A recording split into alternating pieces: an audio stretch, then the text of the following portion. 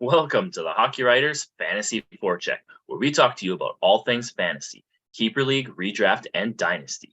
We're going to give you hot players to pick up, prospects on the rise, sleepers you should or shouldn't think of acquiring, and prospects who are looking to break out at the NHL level. I'm your host, Caleb Kerney. And I am Jakob Strozyk. And this is our trade deadline recap. We're going to go through as many names as we can today and talk about how their new team affects their fantasy impact. We'll start off with the top 5 from the TSN trade bait board, just like we did last week, and get to as many other names as we can. Okay, big episode for you guys. Jakob, how are you feeling after that trade deadline week? Yeah, it was more of a week, wasn't it, rather than just trade deadline day. So it was exciting. Some of the most moves I think I've ever seen in recent memory. I think if I remember seeing something on Twitter, it was actually the most active trade deadline the NHL has had, at least in the past 10 years. So it was exciting leading all the way up to Friday. Friday itself was kind of, quiet as far as like big moves got made, but there was still a handful of, kind of mid-level to decent moves that were made. So, I mean, I had fun throughout the week of going, oh, this big player's moving. Kane went here. Yeah, for sure. Ekholm went here. Chychrun finally moved. So it was fun. Yeah, it was a crazy week for sure, rather than just a day. I think the 2 weeks leading up to the deadline, there was something like 43 trades, which is the most that the 2 weeks leading up to a deadline have ever had, or at least in the past 10 years have ever had. It's normally hovered in the 18 to 23 sort of range, and then the deadline day is sort of bigger. But I think deadline day had maybe, I didn't see any official numbers, but I think it was about 20. At one point, 20. It was about 20. I know it was less than 20 as soon as like the deadline hit and people were kind of counting up everything that had gone through that day. But definitely a lot of moves, which is super exciting. So let's hop straight into it, Jakob. Timo Meier to New Jersey. That return is something, and that's something that can be probably discussed in its own separate podcast. But Meier's healthy now. At practice, he was on a line with Jack Hughes and Jesper Bratt. So look out. If they can find some chemistry early, that's going to be a dangerous combination for New Jersey. A guy like Meier playing with Hughes and his playmaking ability and Bratt and everything he brings to the table, that's going to be a dangerous line. Jakob, what do you think? Yeah, Meier is definitely the biggest fish that got moved during the whole, deadline madness that happened this year. And the return, kind of like I mentioned before, was a bit underwhelming comparatively to, what was assumed would be his ultimate value. When you think Meier, he's a fully developed, elite scoring winger, and he plays physical. He does everything across the board. So fantasy-wise, he's, elite, but just as a player and the return that he got, it just wasn't up to snuff. So as far as his just fantasy value goes, he's going to be playing with the top units. He's going to be playing with Hughes. He's going to be playing with Bratt. They're both scorers. They're both playmakers. That line is just a nice, complete group of people. They are all left-handed, so they miss that little bit of diversity of not having a right-hander on their wing to kind of, or at center either way to kind of, balance the way that things can move around as far as the puck goes. But Meier is still going to do what he does best. He's going to score points, he's going to get hits, and he's going to just light it up. Even if he wasn't playing with Hughes or Bratt, he would still be doing all of the right things. So Meier, if you had him, you should absolutely hold on to him because he's going to have tremendous fantasy value this year in New Jersey. Not sure if he re-signs. So as far as keeping him, you might want to be a little bit wary on that. But if he does get an extension in New Jersey sooner rather than later, you might want to add him to your keeper list. 100%, 100%. He's definitely on a keeper list. I'd hold him no matter what, because if he's going to produce like he's been producing in San Jose, no matter where he goes, he will produce. You might see a bit of a dip right away with the new team, but as soon as he gets acclimated, he should kind of shoot right back up to where he was, maybe even a little bit better. It depends on how New Jersey decides to deploy him compared to his time in San Jose. Jakob, why don't you tell us about the next guy who got traded in probably the least surprising trade that happened once it happened? Least surprising, yeah. Showtime, Patrick Kane going to the Rangers. It's every fantasy owner's dream what Kane has been doing, especially if you've been patient with him up to this point. He had a very, very slow start in Chicago, but Chicago was also, terrible. So they weren't really helping him out in any way, shape, or form. But going up to the deadline, he was just an absolute spitfire. He was just trending almost straight up as far as his production goes. So if you were the kind of person that held on to Kane and were just kind of sitting him, waiting for the right opportunity to get him into your lineup when he's going to get hot, last week was the time, and now is definitely the time that he's on a better team. He's not just on a better team, but he's playing with a former teammate that he has insane chemistry with, and that's Artemi Panarin. Panarin scores and Panarin gets assists, and Kane does the same exact thing. And they have that, that old-time best friend mechanic going on there. So Kane, if somebody was foolish enough to drop him and he's sitting somewhere on your waiver wire, still grab him immediately. I doubt that he is since he moved to the Rangers, but if by some miracle he is, grab him immediately because it's going to be 100% worth your time and your effort.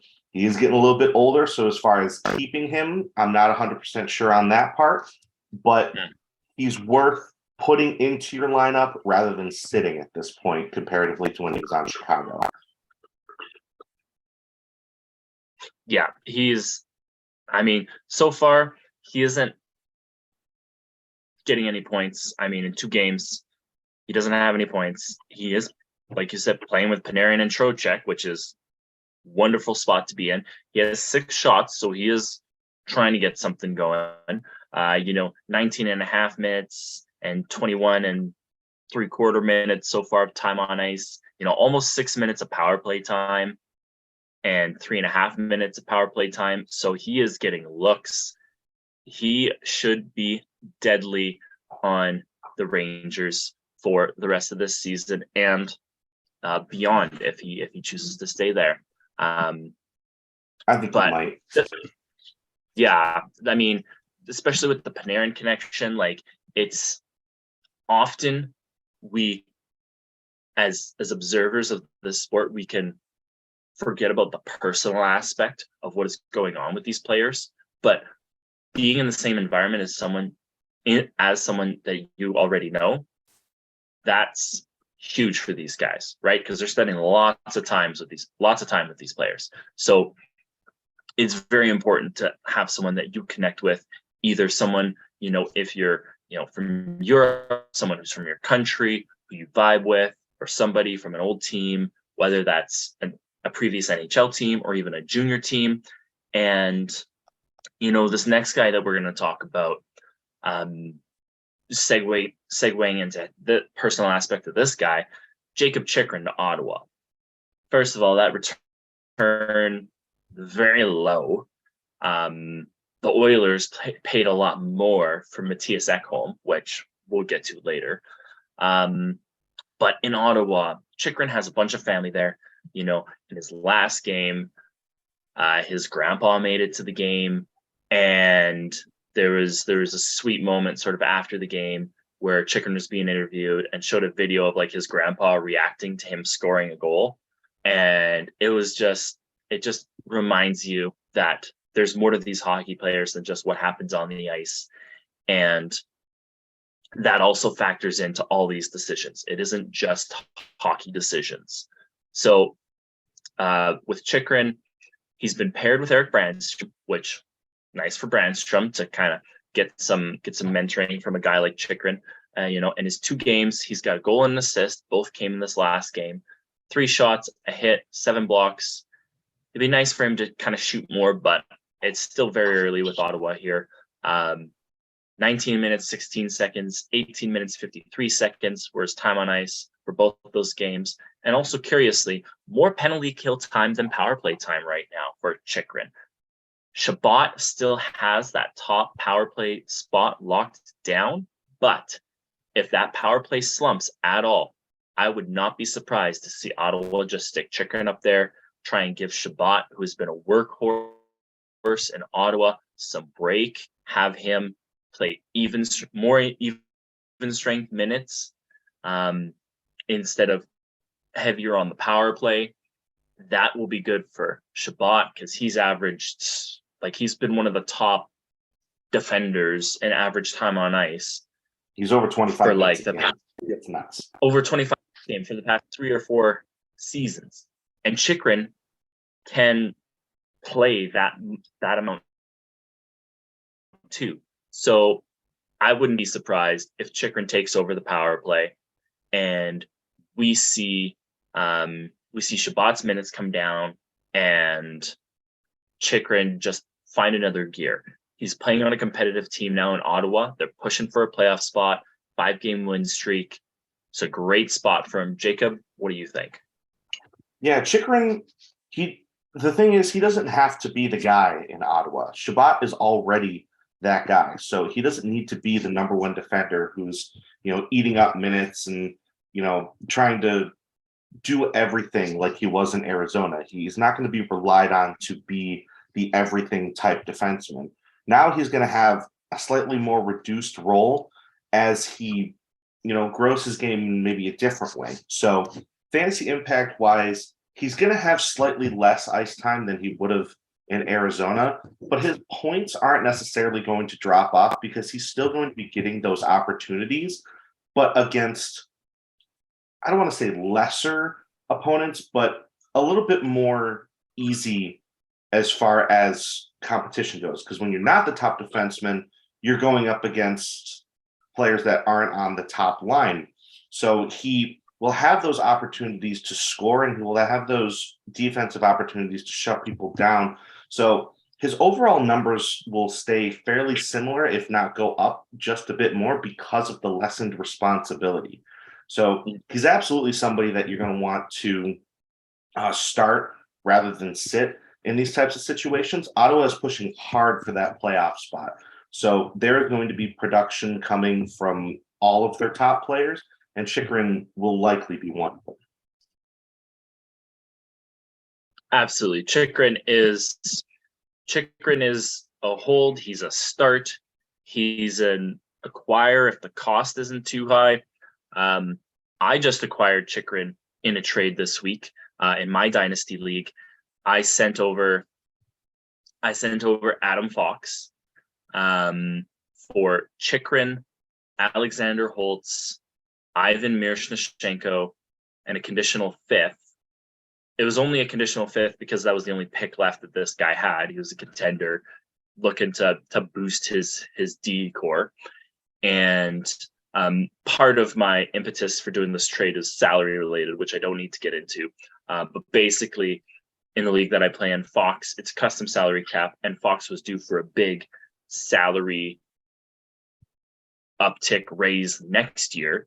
So I wasn't super thrilled to pay that. So I sent him out for those assets, and the conditional was under the condition that if this team finishes the regular season in first place, I get the pick. And they're 1 point back of first place right now. So almost like a guaranteed pick for myself, but it just kind of depends on how the rest of the schedule shakes out for them. If you can acquire Chychrun and it doesn't cost you a lot, if you're retooling and you can send out a win now piece for Chychrun, that's a beautiful trade in my opinion. I've always loved Chychrun. He loves to shoot. He throws hits. He gets you blocks. He gets points. I mean, what's not to like? Obviously, the injuries is kind of the biggest thing with Chychrun, but hopefully he's healthy now. He's been sitting for like 10 games, so he should be raring to go. But Chychrun, love me some Chychrun. We got another defender to talk about here next up. Jakob, why don't you talk to us about McCabe? Yeah, Jake McCabe went to the Toronto Maple Leafs, and to say the Leafs are all in is a bit of an understatement at this point. They've been gearing up because they know they're going to be playing Tampa, and Tampa has been gearing up at the same time. So adding McCabe gives a little bit more solidification to their defense. And McCabe is going to be relied on in Toronto to eat up big minutes that are defense oriented. He's never been a big offensive player. He's never been the guy to score, a bunch of goals from the back end. He does chip in a few assists and a few goals here and there because he is willing to shoot the puck. But McCabe's value, fantasy wise, comes from his ability to block shots, eat up big minutes on the penalty kill, and his ability to throw hits. He's not a huge guy. He's only about 6 feet tall, but he's still willing to throw his weight around and toss the body. And that's really where you're going to see value from a player like him. Now that he's in Toronto instead of Chicago, his role is going to be lessened as far as, his responsibility, because in Chicago he was playing with Seth Jones and on the top unit. But in Toronto, he's going to be relied on more for his defense and less for his ability to carry a game, which he does have the ability to sometimes. So if you're able to pick up McCabe from a waiver wire, there's a small chance. I know he's rostered at about a 70% rate in the leagues that I'm in. So there's a chance that he might be sitting on your waiver wire. But otherwise, he's the kind of player that you're going to want to put in a depth role so that he can still pick up those categories and hits and blocks, and he'll give you that, kind of back end coverage as opposed to being one of your primary scorers type thing. Absolutely. In his 3 games with Toronto so far, no points, but he's got 4 shots, 4 hits, 2 blocks. Not too bad. He was paired mostly with TJ Brodie last night in the Vancouver game. In the 3 games so far, he's averaged 20 minutes and 59 seconds, 20 minutes and 29 seconds, and then 13 minutes and 9 seconds. And that was with last night's game against Vancouver. The thing there is Toronto played 7D that game. Okay. They played 11-7. This is something that Edmonton has been doing off and on all year. The 11-7, trying to spread out the ice time between defensemen.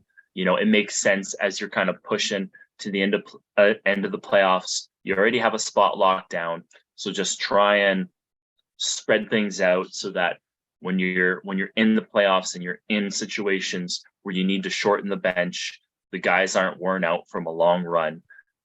So just comparatively to the rest of the defense in Toronto for this last game, basically there's only one other defender who played less than McCabe, and that was another acquisition, Luke Shen. He played 12 minutes 10 seconds. Justin Hall played 15 minutes 43 seconds. Morgan Riley played 21 minutes 39 seconds. Giordano played 15 minutes 2 seconds. Eric Gustafsson 14 minutes 2 seconds, and Brodie played 19 minutes 16 seconds. So that's going to be an interesting thing to sort of take a look at going forward. If they're going to play 7D a lot, is McCabe going to be towards the bottom in terms of time on ice, or is he going to sneak more into the 15 to 17 minute range? That might be the best sort of deployment for him, so you can get all those counting stats, the hits, the shots, the blocks, because he's not going to get you points at all. And another guy who's not really going to get any points, but is looking pretty good so far in his new team is Gavrikov.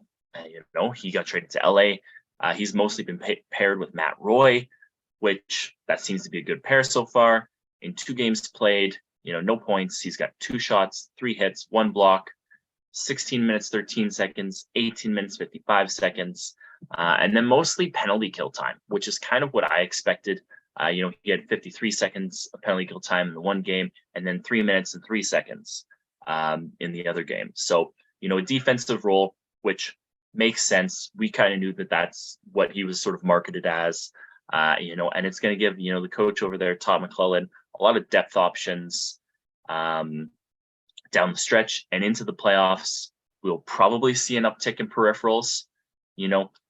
McLellan likes his veterans. He has played younger guys a lot more since arriving to LA. I remember his time in Edmonton, and he would definitely defer to veterans a lot. He was that kind of coach.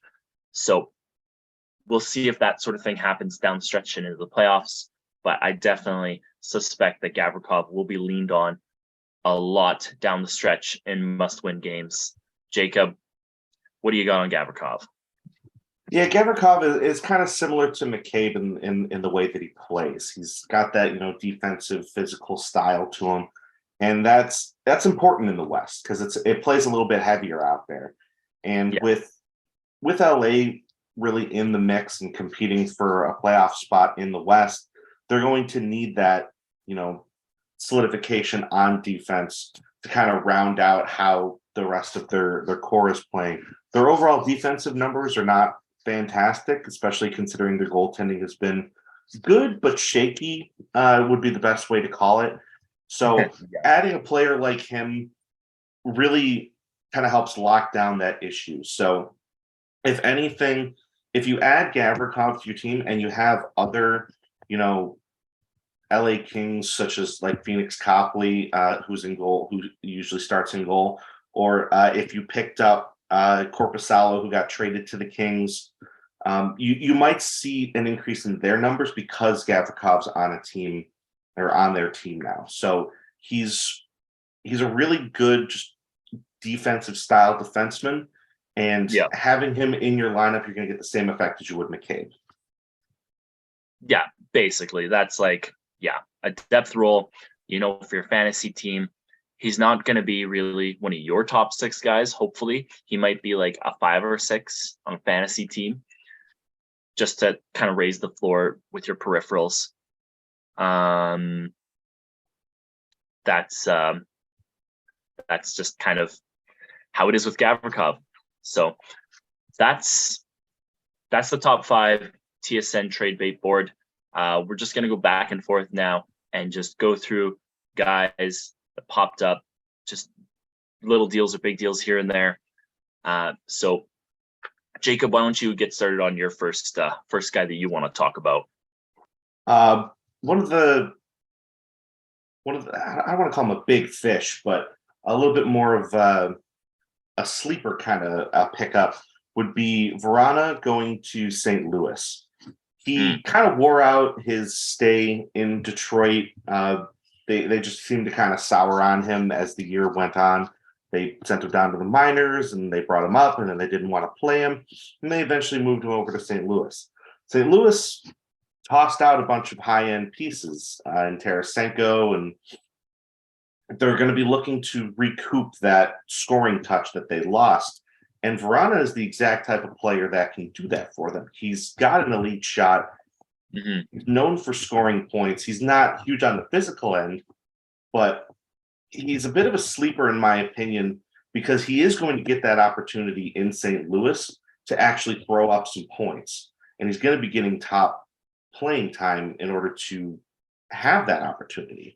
So if Vrana is on your waiver wire, which there's a very decent chance that he is because he's spent time in the AHL, he might be worth picking up in a depth role to see how he performs with St. Louis. I think he has a great chance there, and I think he's going to be a good pickup for deeper in your lineup. Yeah, Vrana, definitely a good pickup to sort of round out your lineup. If you got a streamer spot, or if you're in a keeper or dynasty and you're just kind of rounding out your lineup, he's a good guy to take a flyer on. Definitely not a piece to be sort of a fixture on your team. but definitely a guy to take a flyer on for, for a bit to see kind of how he pans out. Yeah. Like you said, obviously things didn't pan out in Detroit, kind of how they were hoping. There's a lot of different factors, and there's a lot of stuff behind the scenes that went on that we don't know now, that we probably won't know. But like we kind of said earlier in the show, there's more to the hockey players than just the hockey they play. So a lot of things going on there. The first guy that I want to talk about, Rasmus Sandin. I think that's how you say his last name. Yep. Traded to Washington. And now I think this is a great return for Washington. They gave up, Eric Gustafsson and some picks for Rasmus Sandin. And he's only played one game so far with Washington, but he was paired with Trevor Van Riemsdyk. Washington, it sounds like John Carlson is probably out for the close to the rest of the regular season, if not the rest of the regular season. So they're trying Sandin out. First pairing. First game. He got 21 minutes and 40 seconds of time on ice, 3 assists. One of those assists was on the power play. No shots, 3 hits, 1 block. I suspect that as he plays more on the power play, those shot totals, they're going to go up. He's going to be shooting on the power play. He got just under 3 minutes of power play time on ice for Washington, the most of any defender. He was out there on the top power play with Ovi, Backstrom, Oshie, Kuznetsov. You love that, especially for the rest of the season. This is definitely a guy to take a flyer on, round out your lineup. That's what a lot of these guys are probably going to be that we're going to talk about. And, comparatively to the rest of the D-core that played, or what's left of the D-core, Trevor Van Riemsdyk, 19 minutes, 30 seconds. Vincent Iorio, I think that's how you say his last name, 14 minutes, 48 seconds. He's a draft pick from 2 drafts ago for Washington.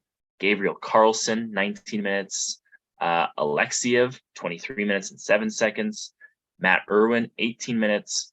So he's going to be one of the top guys played in Washington. They're going to spread things around. They know they're not making the playoffs, so they're just going to let these guys play. They're just going to try and be as competitive as they can, and then they're going to give Ovi his goals. So in the very least, if Sandin doesn't get the shots, he's going to get the assists with Ovi on the power play.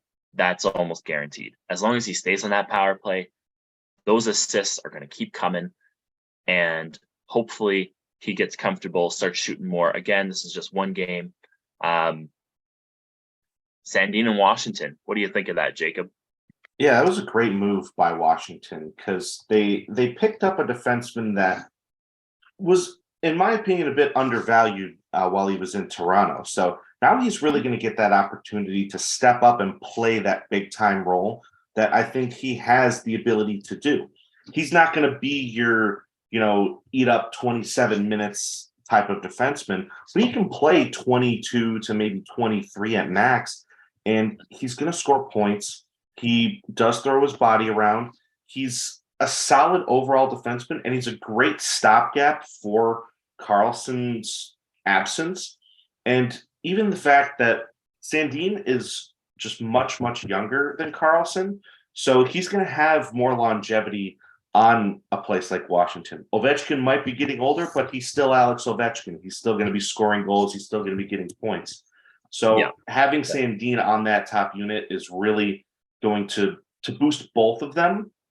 And you're not going to see any drop off in Ovechkin's production, really. You're just going to see an increase in Sandin's production. So I love that move. And if you have Sandin as a fantasy owner, you should be cheering in the streets on the fact that he finally got off Toronto and will be able to play a bit more of a prominent and offensive role on a team like Washington.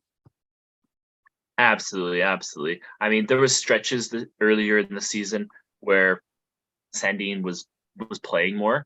I believe there was a stretch where O'Reilly, Morgan Riley missed some games, and so he was kind of filling in on some power play. And in those games, his ice time definitely got up in the 20 to 23 minute mark. But for the most part, like even just in the past 10 games, he was averaging between 16 and 19 minutes a game playing in Toronto. So definitely nice to see him sort of get an audition in the top spot. We'll see how that carries over into next year. Definitely for rest of the season, a guy I'd be willing to take a flyer on. And Carlson, how John Carlson sort of affects him. Next year, we'll see what else Washington does. But I would be totally okay with Sandin second pairing. And if he gets power play time, I don't know at that point if they go with two defenders, if they play Carlson and Sandin on the power play, that could be interesting. Or because Carlson's getting older, if Sandin really does well, maybe they just let Carlson take more even strength minutes and play Sandin in the more offensive role. So, Jacob, what's the next deal that you liked here? One that I really liked was Tyler Bertuzzi going to Boston. He was a player that I personally was hoping that Buffalo would have made a call on to be like, hey, he's gritty, he's got some sandpaper to him, but he also has scoring touch, and he's easily a top six forward, and he plays a big game. He didn't have a great, start to this year, and he hasn't, been throwing up a bunch of points like he has in previous years, but he's still the same type of player, and he adds that rounded game to a team. And it's not that Boston needs anybody to round out their game, because they're essentially the perfect team this year. Good luck stopping Boston. A bunch of people have been personally victimized by them this year. Buffalo included recently, got spanked 7-1. So yeah. Adding Bertuzzi is just, in my opinion, a response to how much the East has been spending to build their teams. Toronto's buying, Tampa's buying, Carolina's kind of buying, the Rangers are buying, New Jersey was buying. So Boston was like, well, we're already amazing. Let's buy a couple more. And they picked up Orlov and Bertuzzi. But Bertuzzi, I think, is that key forward pickup to kind of stick anywhere in their middle six, second or third line, however they want to utilize him. I know he was playing with Coyle on the third line, so he can be used anywhere in any situation, and he's going to have success. Fantasy-wise, he's the exact type of player that you want, and now that he's went from Detroit to Boston, you're going to see a couple of jumps in his offensive numbers, and you're going to see some good consistency in his physical numbers too. Absolutely. Yeah, I don't really have anything to add other than what you've said already about Bertuzzi, but going into a bit more of a rapid fire for the rest of the show here. Mattias Ekholm to Edmonton.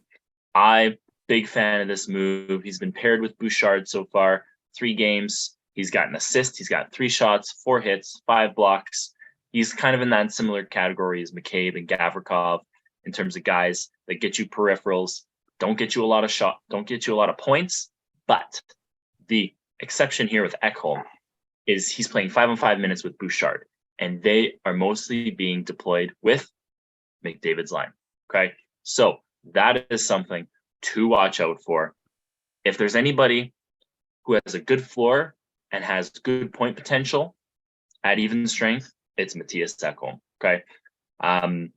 He's played around 20 minutes a night every game since being there. 20 minutes, 50 seconds, 18 minutes, 21 minutes, and 29 seconds.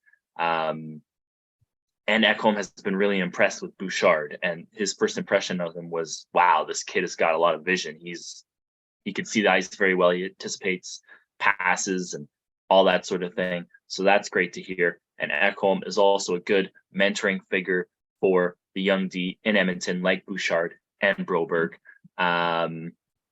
Jacob, who's the next guy you like?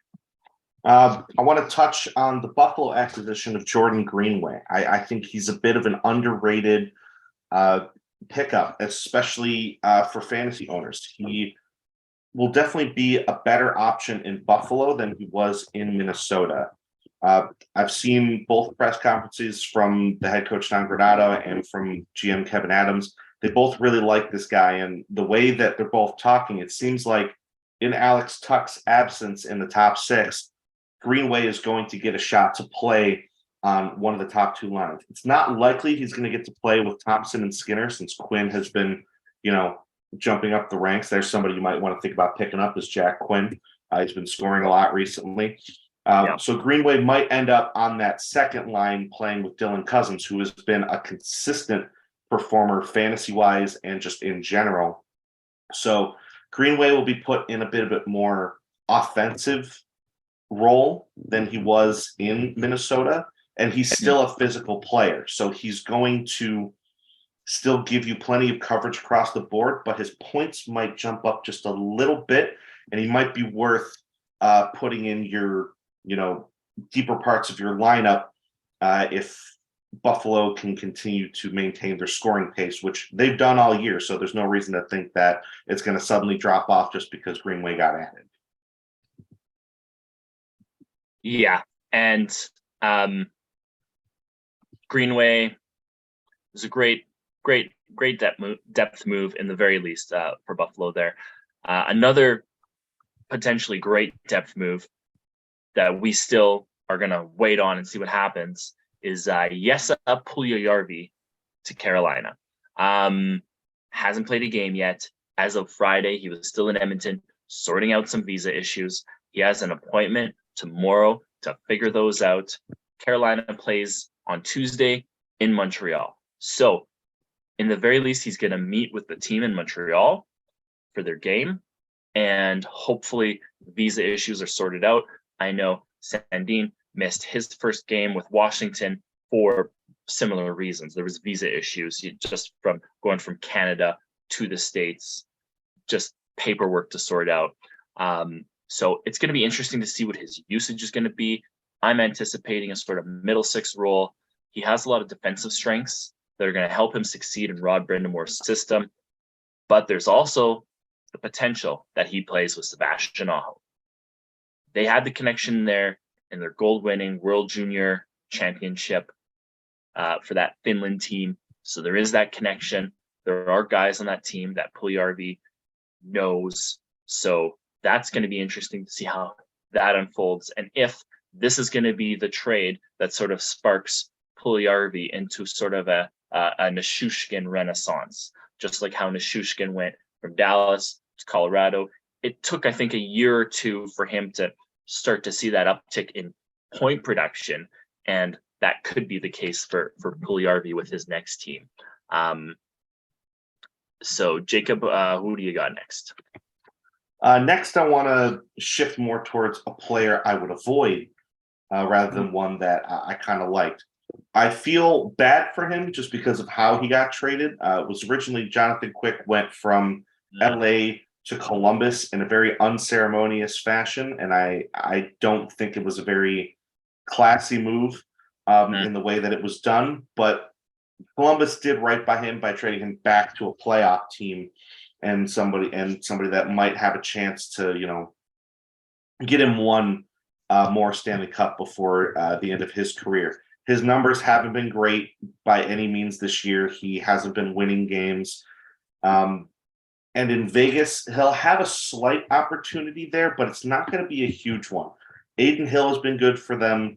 Logan Thompson has been good for them. So Quick kind of slots in as the third goaltender. I don't think he's going to have a big enough role playing that it's going to be worth grabbing him or picking him up. And he doesn't have the numbers this year to justify playing him in general. So while the trade is big because of his name and a couple of the pieces that got moved to Columbus, as a fantasy owner, he should absolutely not just be a sit. He's a drop candidate for me, even though he moves from LA to Columbus to Vegas. Him playing in LA, at least, there's a chance that he gets a win because LA is still a solid team, but he's going to have a much lesser role on Vegas, and I think he's much more of a draft candidate. Yeah, a quick word, a quick word about Quick.